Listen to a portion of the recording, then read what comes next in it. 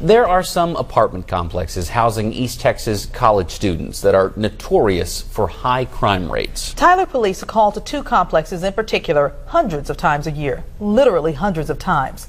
Some of those calls result in criminal investigations, but cases are closed without any arrests being made pretty often. KLTV7's Melanie Torrey has been investigating this story and joins us now to explain. Now, Melanie, police say the students aren't cooperating with them, and that's what makes the job more difficult. That's right, Anissa. It's an investigation we worked on with student journalists from Tyler Junior College. They brought us some police reports they had been researching, and we requested more reports from Tyler police to finish the story. We looked at the crimes committed at two apartment complexes, Varsity Place Apartments in Cambridge, also known as Village at the U and now renamed Eagles Landing. Tyler police say they run into all kinds of challenges when investigating cases involving students.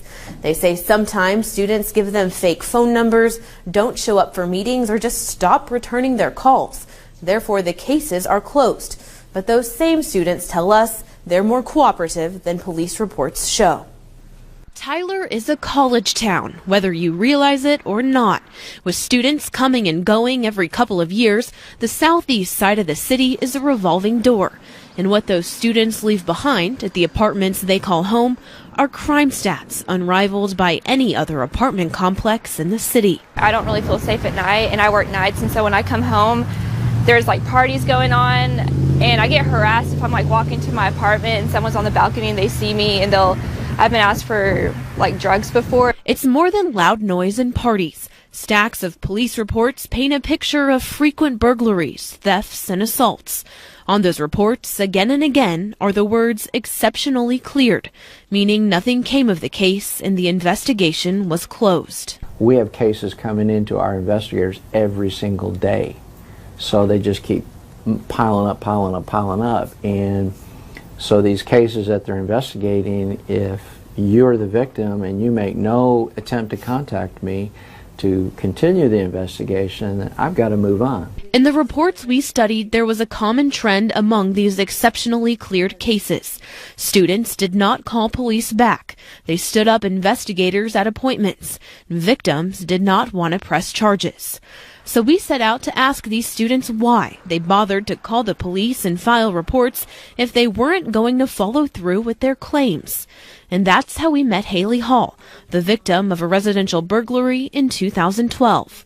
Hall came back from Christmas break to find her apartment wiped clean of her belongings. Nothing was there, blank, as if like I never moved in, everything was gone. And I'm just like, what in the world? The police report listed the missing items from frozen food to her shower curtain, bath rug, and appliances that actually belonged to Cambridge, the apartment complex. I walked down that hallway and I noticed my microwave was gone. Well, the Cambridge at the time microwave, and that little end table over there was gone. So I called the office and they were like, well, you need to make a police report. Left behind at the scene was a Tyler Junior College student ID. Hall believed it belonged to the suspect, so she handed it over to police.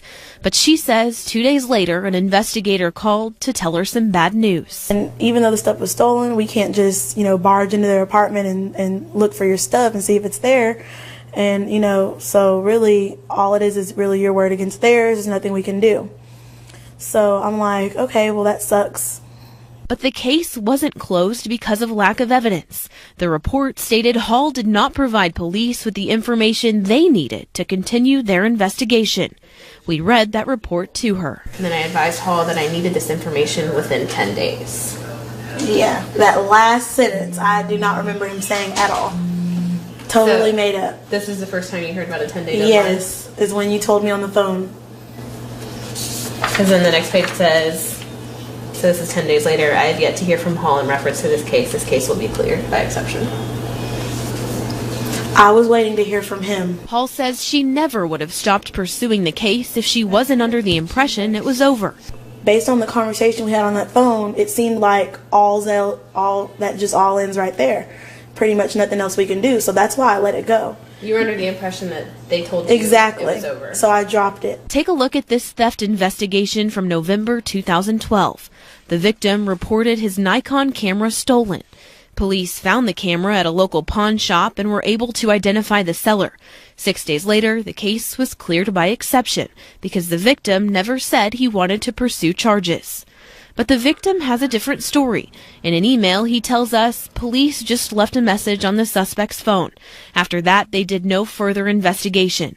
They let me know that after 3 weeks, I could not file anything against him due to the time period. Police stand by their report, saying if the report says the students weren't cooperating, then they weren't cooperating. It's disheartening to us that we come out, we do the initial investigation, then it's turned over to detective, they get involved in it, they're doing their investigation, spending hours on it, and then all of a sudden, well, you know, I decided that I don't want to do this anymore. I'm out of school, or I'm moving back to my hometown, and I just want to drop the whole thing. And then we've spent all that time on it, and then we have no one to take it to court. This is a stack of police reports from just some of the calls at those 2 apartment complexes in the last 4 years, and you have to admit, some of these seem pretty petty. Like this residential burglary. A student called police not once, but twice because someone was taking hot links out of the fridge without permission. The apartment complexes that primarily house students have made a conscious effort to battle crime, and statistics suggest their efforts might be working. Now that one complex is owned by the University of Texas at Tyler, students hope those crime rates will continue to go down. I didn't come out here to worry about my stuff being stolen in my own apartment. I came out here to get a degree and go to college, and that's my main priority, and it shouldn't be anything else. Haley Hall, the young woman who had her belongings stolen, says the whole thing still bothers her. She says she doesn't want her stuff back at this point, but she does think that the person responsible shouldn't think they can get away with taking things that don't belong to them.